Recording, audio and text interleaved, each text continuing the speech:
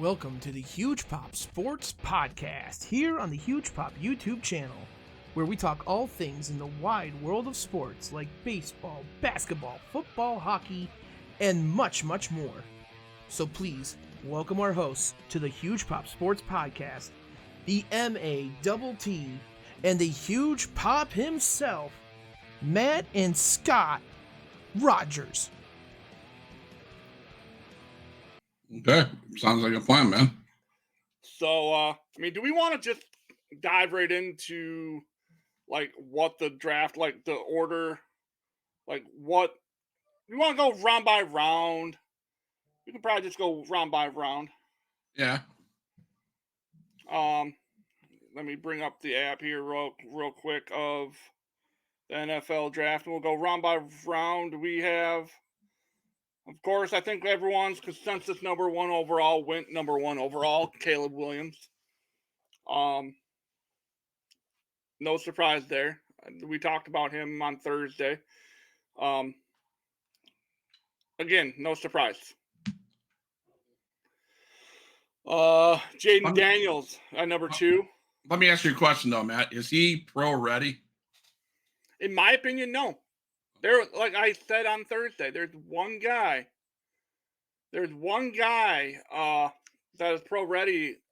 Well, two guys. There's two guys in the draft that are pro ready, and one of them went number 10, and the other one went at 12. I think J.J. McCarthy and Bo Nix were the two pro ready quarterbacks. And is it harder to be a running back? To be a quarterback and pro ready. Nice cut, by the way.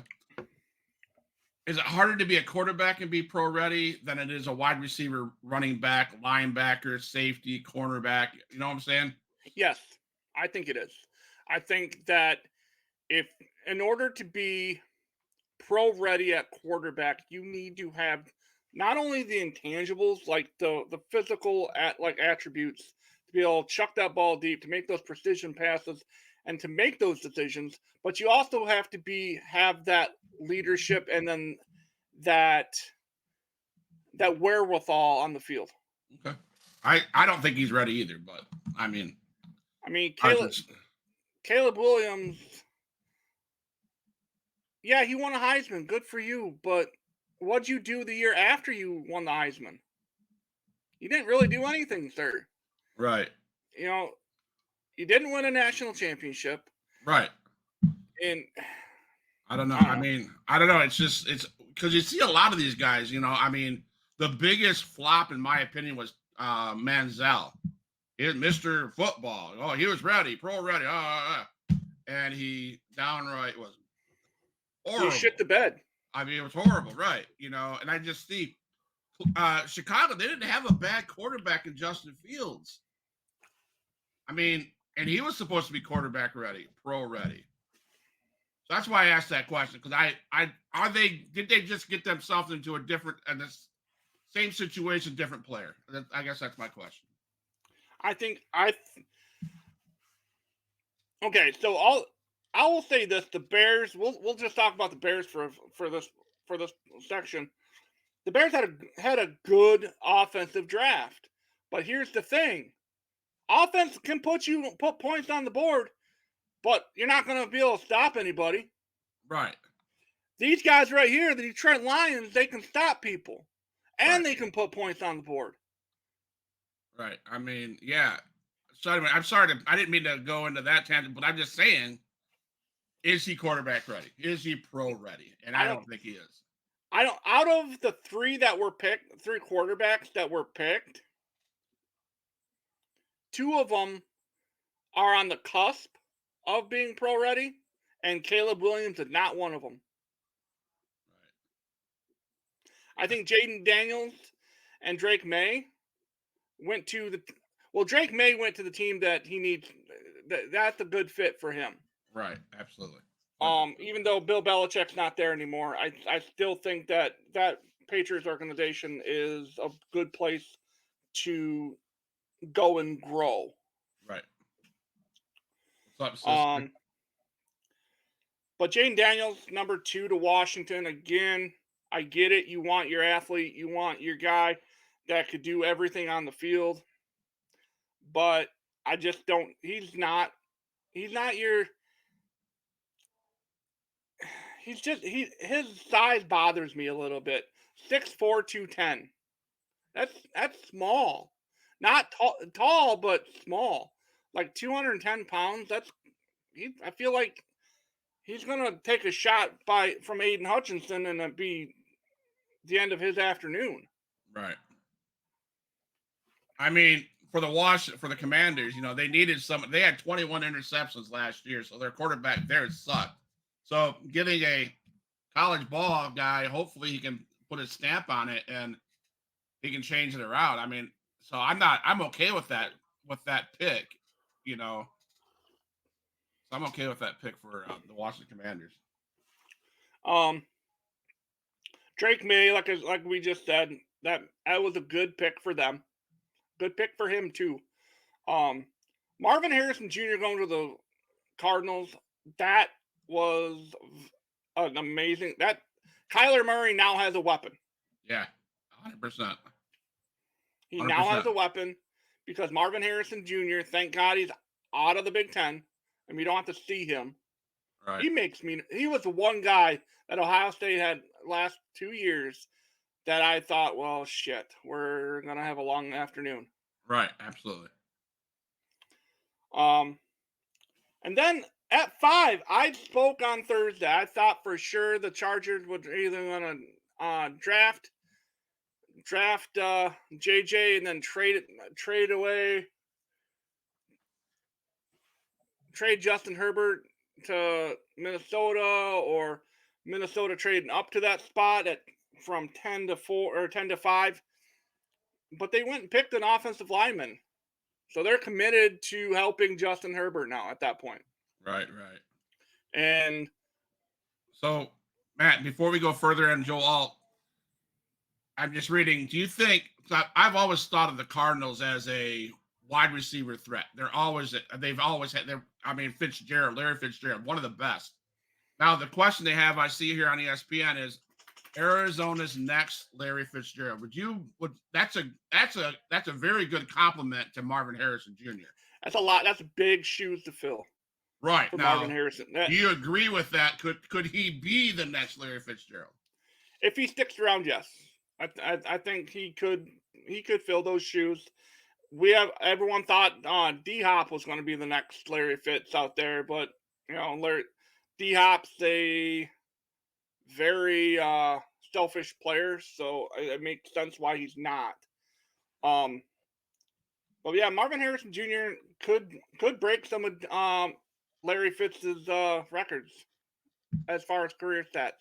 Because the kid's amazing. I mean, like you said, for 2 years in a row, man, you come a Saturday, you're like, dude, don't. We got lucky 2 years in a row. Let's say that. So from there, Malik Neighbors went at 6. I thought for sure Malik would have went. If they didn't go with JJ, I thought for sure the Chargers were going to take Malik Neighbors. But he falls to 6, falls one down from where I had him. Which is a good place for him because the Giants need somebody at wide receiver. Absolutely. Because Daniel Jones has nobody to throw the ball to. Right. That's a good fit. Next up, you have the Tennessee Titans picking J.C. Latham. Again, they are filling needs at that point. J.C. Latham is the second best offensive tackle in the draft. I would actually, if Zinter didn't get hurt, or Zinter? Yeah, Zach Zinter. If he didn't get hurt in that Ohio State game, I firmly believe he would have went before Latham. Yeah. I would have picked him before Alt. Right. And dude's coming out of Alabama. He's a Nick Saban guy, so you know that the Tennessee Titans are getting somebody big. Yeah. So that's just I mean, they're trained that way. They practice that. They practice at the pro level. I don't give a damn what you say about Nick Saban. Yeah. Nick Saban, that program and I think it's going to continue going on. That program puts their players at that pro level. And just look at just look at the draft. How many of the big school how many players come from those big schools? The next one, just absolutely like, I didn't get it. I still don't get it. It doesn't make sense to me at all. The Atlanta Falcons take Michael Penix Jr. It makes zero sense. They just signed Kirk Cousins. They gave him a ton of money, and only to draft a quarterback. I guess Yeah. I guess learning tree is that what they're trying to, you know? But in my opinion, if you're taking a quarterback in the top 10 in the draft, he best start day one. Right. Yes. You're gonna be paying. I mean, what is he at 8? You're gonna be paying Penix some big change To sit on your bench. to sit on your bench. That now. makes sense. That That's doesn't zero make sense. sense. That makes zero sense. You should have got a quarterback in the second round. You know what I'm saying? Because then there were plenty in this. There was Spencer Rattler. That could have been your answer. If so, I have a feeling. That Kirk Cousins is probably going to be on the move. yeah, that would make sense. You'd have to trade him because why would you want him and Penix? And that's why I didn't understand.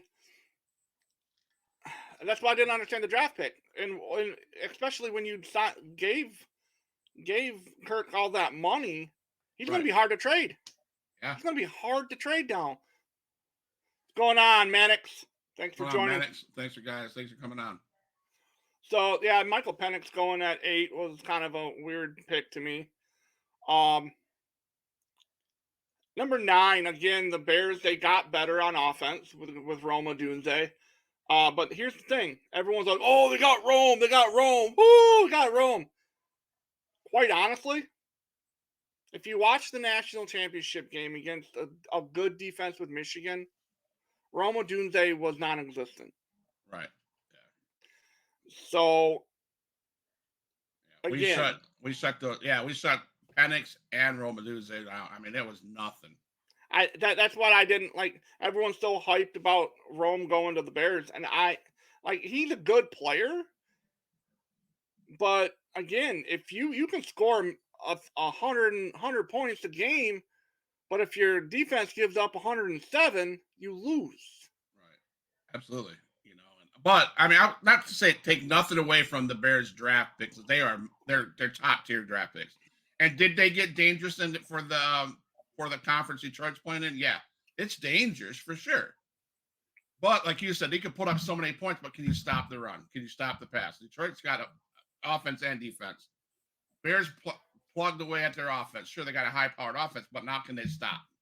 They paid no attention to that. But now again, we saw a quarterback, 2 quarterbacks come to the NFC North that are just dangerous, and one gets picked right now with JJ McCarthy. Yeah.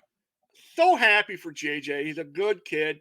He's a very good quarterback. Again, one of my top 3 quarterbacks in the draft, as far as being pro ready. Bill Belichick on the Pat McAfee show says that he puts JJ McCarthy as the best pro ready quarterback in the draft. Really? Yes. And that's high praise coming from Bill Belichick. Yeah. But look what he got. I mean, shoot, that Vikings team is gonna be sick. Yeah. We're gonna have to watch ourselves. I'm sorry. I'm a Lions fan. Do I think they can beat the Vikings? Sure, but it's gonna be tough. I mean, he's got a bunch. McCarthy is surrounded by playmakers. Jay Jetta. Yeah. I mean, come on. KJ Osborne. Yes. TJ Hawkinson's a tight end. I don't know who their running back is, but really quick, going back to the Penix thing. Yeah. Stephen A. Smith. I wish I had it clipped. As someone sent it to me on TikTok, and Stephen A. Had found out that Kirk Cousins was complaining about the because he wasn't told. He wasn't told beforehand that was going on. So here's Kirk Cousins complaining about it, and Stephen A goes, "Listen, man, you got your bag. You got 100 million or something like that. He got a lot of money." And he goes, "Listen, man, just shut the hell up. You got paid. Shut up." And I'm like, wow, like I see what he's saying, but at the same time, I'm like, well, shit. I mean, but that's kind of just the world we live in. All right, I think I got it here, Matt. Want me to get it for us? Yeah. We'll come back to that. But yeah, JJ McCarthy going to Minnesota to take Kirk Cousins' spot in that and on that roster is super good. Next up, with the 11th pick, the Jets, who I thought originally I had slated the Jets to take Brock Bowers from Georgia, the tight end, because they're kind of weak at that position. Took an offensive tackle, Fashinau. I think that's how you say his name, which is an interesting pick in and of itself because we have he's sitting there. Probably he's one of the first rounders that might not get a chance to play because the Jets O line isn't horrible. So he might not play every snap or many snaps in his rookie year. But got it if you want me to play it. Again, this is not our clip. It's off of it. It's not our clip. I'll just put it that way. It's from First Take. It's ESPN First Take. And it's Stephen A. Smith talking about Kirk Cousins complaining about the Falcons drafting a quarterback. Let me be very, very clear. I'm disgusted with this conversation already. We're going to start off the First Take this morning with me being disgusted because I'm sitting there going like this. Oh, Kirk Cousins. Oh, Kirk Cousins. Oh, my God, Kirk Cousins he didn't get a call right up until, they were on the clock. You got $100 million. Shut the hell up. His agent talking. What are we talking about here? Wait, he got $180 million contract with $100 million guaranteed, okay? Fresh off an ACL injury. He ain't been in the lineup since he tore his ACL. Am I right, RC? Am I right, Swagoo? Has he been in the lineup since tearing the ACL? So the Achilles, rather. So what I'm trying to say is this: we ain't seen you. We assume you gonna be all right. We heard you gonna be all right, but we don't know. Here's what we do know. You are absolutely exceptional and the quintessential role model when it comes to getting your bag for minimal production. That's what we know about Kirk Cousins. During the regular season, the brother puts up numbers. Obviously, he can play. He's no scrub. But when we look at the top five currently, when we talk about the top five quarterbacks in terms of their money, their bag in their career, Kirk Cousins is right up there at around $294 million and got one playoff.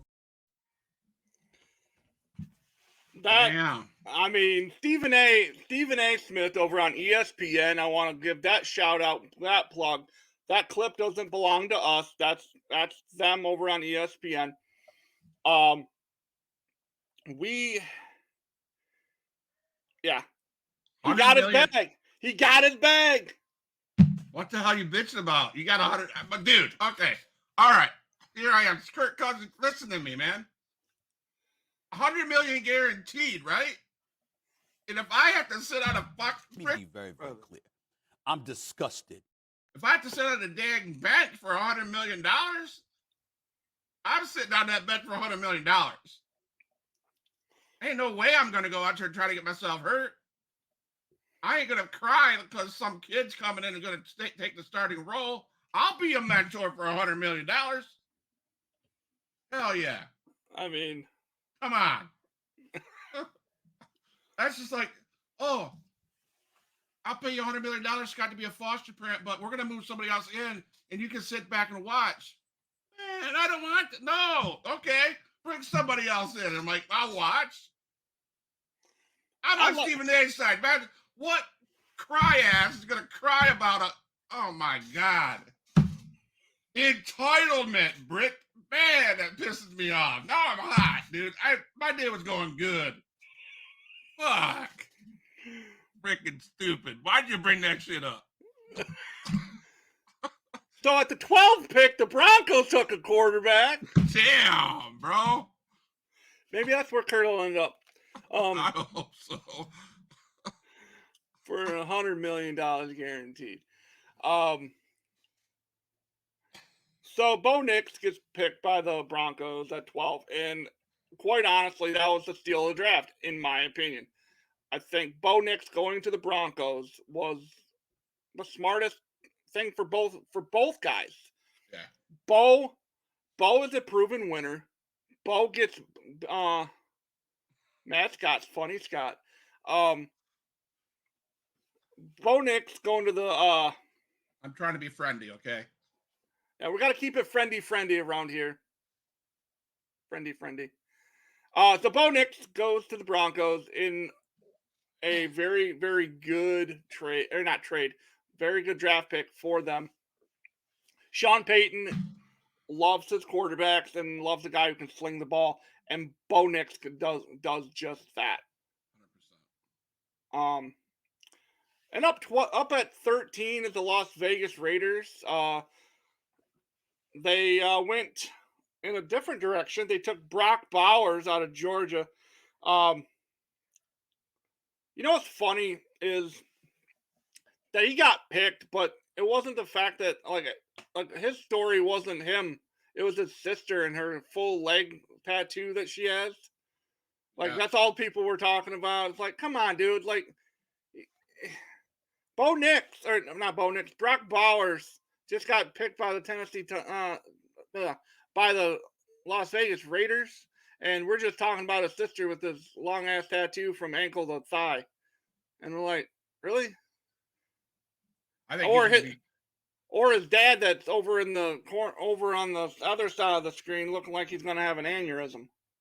Yeah, I think that's a good pick, though. I mean, we were talking about, can't remember who it was in the chat last week, saying that tight ends don't have any weight and that they should be picked in the first rounds. And this guy, man, he's a good tight end. And he more than likely will end up being like a split end and not playing like in tight, because he has the size to be a blocking end, but he's more of a receiver. Yeah. But it's just the fact that I want to make a statement. The fact that tight ends are very important, very crucial to have a winning team. You have to have a good tight end or a split end to have a good winning team. Next up at 14, the Saints took an offensive tackle, Latu, from UCLA. No, I'm sorry, Fuga. Yeah. From Oregon State. Good, solid player for them. 15 was Latu, an edge rusher from UCLA. And that will help the Colts at 15, because the Colts need that extra guy to help Quiddy pay up front. Because like I said, there are positions on the field you need to have a quality guy at, and edge rusher is one of them. If you don't have a good edge rusher, or at least one good edge rusher, chances are you're not going to make a playoff run. Detroit has one in Aiden Hutchinson. We need another one, and apparently I don't think we drafted one until like the 4th round. But good for the Colts. They got a quality guy in Latu. Up next was the Seattle Seahawks, whom I wanted. This is just me personally. I wanted the Seahawks to take Penix, because Penix, his OC, went to the Seahawks to be their OC. So I was really hoping that I'd be a better fit than Atlanta, but who knows? I'm just kind of like, I don't want to go like pick for pick, but the places that did something, the Rams moving down to the 19th pick, Jared Verse out of Florida State, edge rusher. I consider him the best edge rusher in the draft, Yeah. and that's a great pick for the Rams to try to replace Aaron Donald. It's just a really good pick. Right, right. No, he was a stud in Florida State, so fun to watch. One of Cody's teams, the Miami Dolphins took an edge rusher out of Penn State, Chop Robinson. He was another guy that was really high on my list for defensive edge rushers. They got a great player in him. And if you go back, I don't know if you watched. I don't want to say word for word because I don't know it.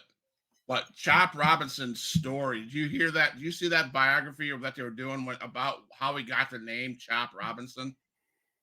No. Go back and search that out. I don't know. I don't want to state it wrong, but there was a big thing that they talked about on Chop Robinson later on after the draft. So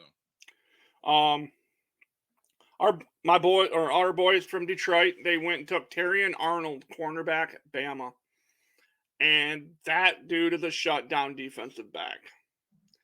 In Detroit, we needed help in the secondary, and we went and got help in the secondary. I'm super excited for the Lions this year. Yeah. Matter of fact, ESPN says overall value, massive steal. Arnold is the second corner on my board but he has the same grade as CB1 Quinton Mitchell.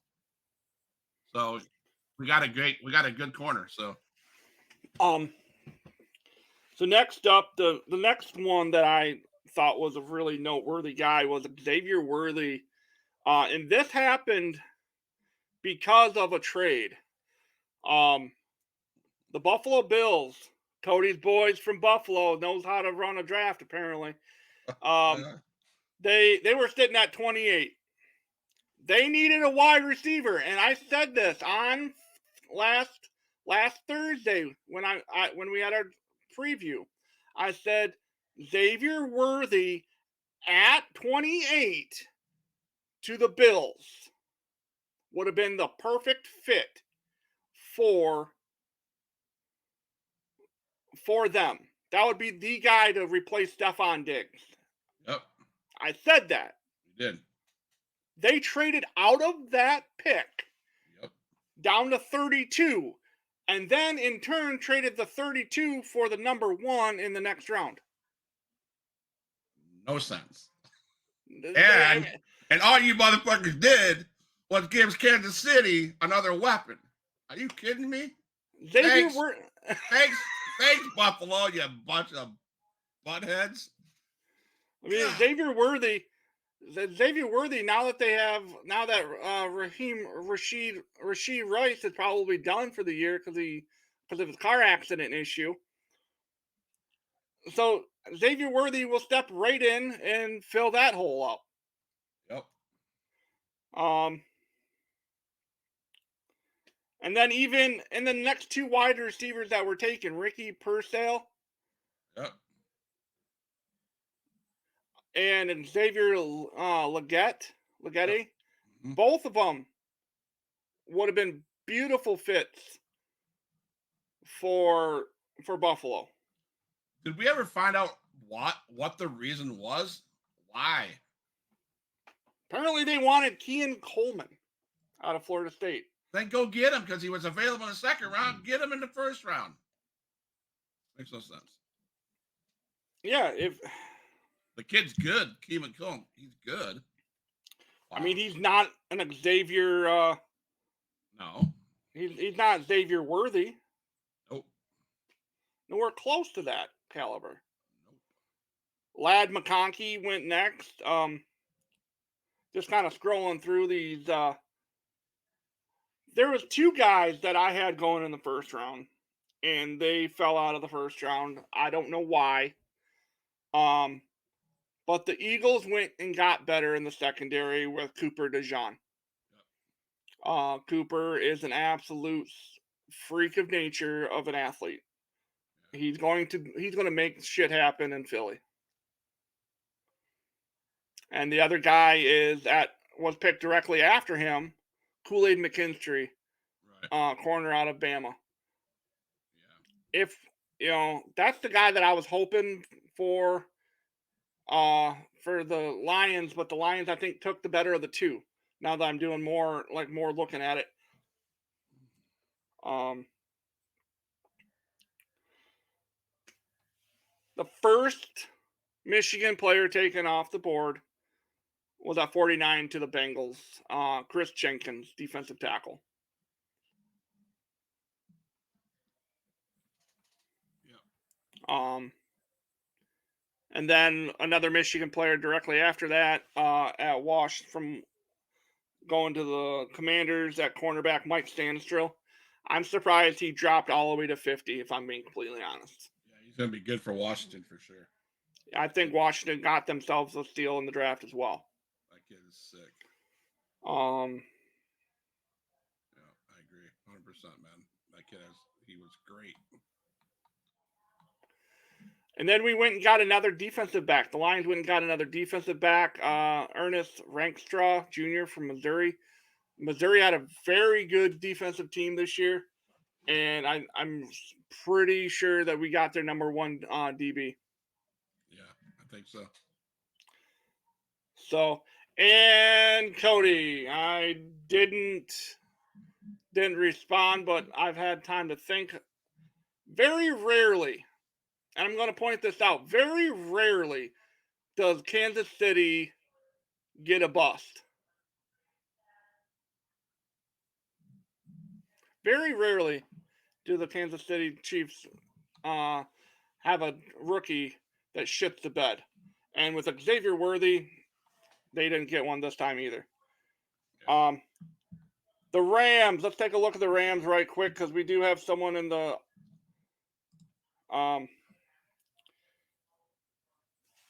so the Rams, they got Jared Verse, an edge rusher out of Florida State.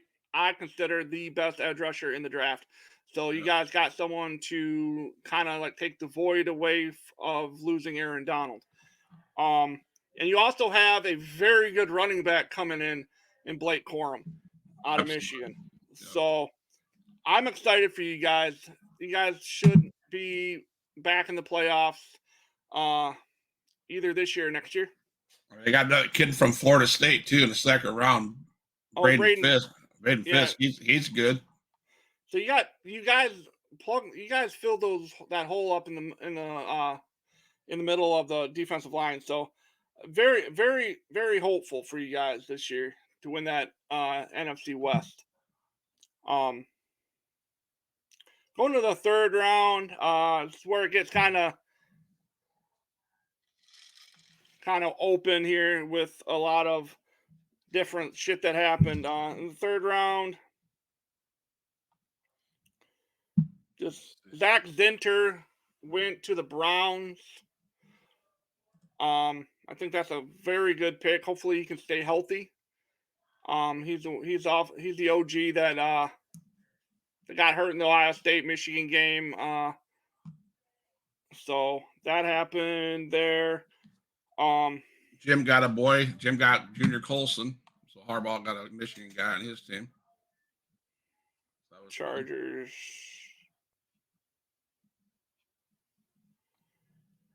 Oh yeah, linebacker. Yeah. That's a good pick. I mean, that's a good place for Junior to end up. Very good, good place for him to end up. Really, Troy Franklin, wide receiver for Oregon, went 102 to the Denver Broncos. That's a good place for him. Reunite, giving Bo Nix a guy he's used to throwing to. That was a good pickup. Now, what do you think about where Roman Wilson went, Matt? What do you think about that? Roman went to where? Where'd he end up? Pittsburgh Steelers. Your boys. I love it. I love that for him. I mean, that kid, throw that ball to him. He's a small ass little wide receiver, but he can go. But he didn't get picked until what? The 5th round, Third round. 3rd round. Yeah. Oh yeah, because Blake went to the Rams, and then right after, well, there are 3 Michigan guys went back to back to back. Yeah. Roman, hopefully he'll get a chance to be. He's not going to be their number 1. He's No. going to be a slot guy, and that's perfectly fine. See, round 4. There's another one down here that I saw. Eric All, tight end. He was a former Michigan guy, went to Iowa. Now he got picked by the Bengals. That's a great pick for them. Let's see who else here. AJ Barner, another tight end picked by the Seahawks. He's a Michigan guy. He'll do really well. Cade Stover's another one, a tight end. He from Ohio State. He was really good for them.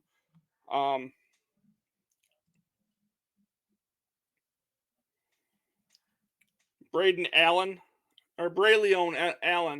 running back Wisconsin to the Jets. He's not going to get a lot of touches because of Brees Hall, but it'll work for them. 5. This is where 5, 6, and 7. It's kind of I lost interest after 5, 6, and 7, or when 5, 6, and 7 came about. Because there wasn't anyone big that was left on the board at that point.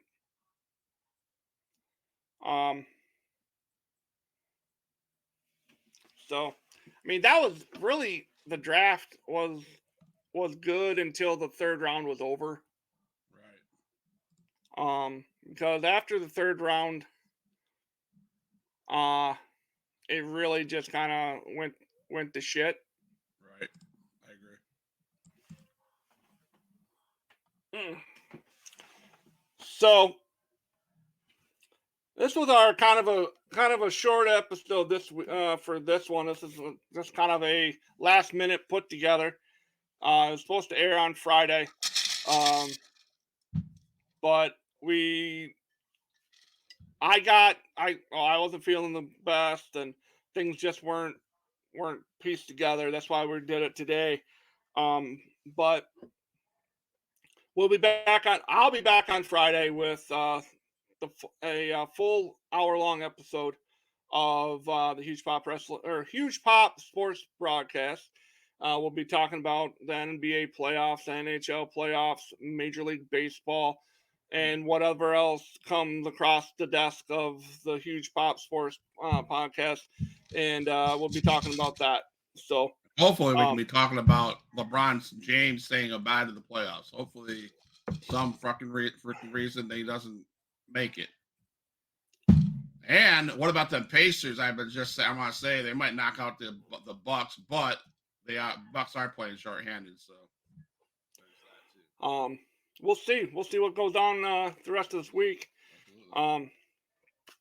So everyone, Mannix, Kim, Cody, everyone else who didn't comment on in the thing, thanks for stopping by. Appreciate you all, love you all.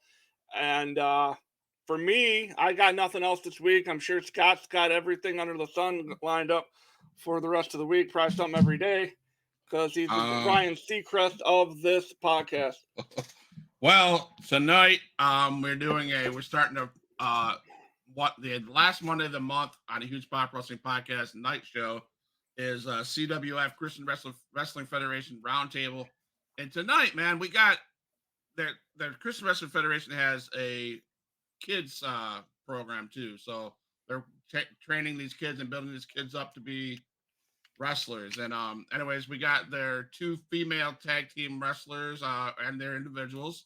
So they're coming on. They're going to share about the wrestling and the kids level at the CWF. Tomorrow, we have Stormy Lee, who has been in the Indies and stuff like that. And also, she is the wife of the recently deceased Francisco Chiazzo. She's on Tuesday. Charles Ellison from Riot Pro is on Friday, and WSN. No, we already did that. Sorry. No, I'm sorry. So yeah, I'm screwed up. The 30th is Wildcard Chris Mercer, and then we move into May. I don't think I have anything. Yeah, I do. Nico Klein on Friday the 3rd. So not every day of the week, Matt, but close. Not every day, just some days. That ended why. Just some days. I mean, come on. But again, thank you all for being here. Appreciate you all. Love you all. And until next time, which for me it'll be Friday in about 4 days. Oh, one last cheap little thing for you. The son of my son had opening day on Saturday. He went 2 for 3. All right. And we won 8-4. No, I'm sorry, 8-7. We were up 8-4 in the last inning, gave up 3 runs, squeaked a win out. So it was a lot of fun. We're supposed to play tonight. God willing, and like weather permitting, we'll play. But again, thank you all, and we'll see you next time.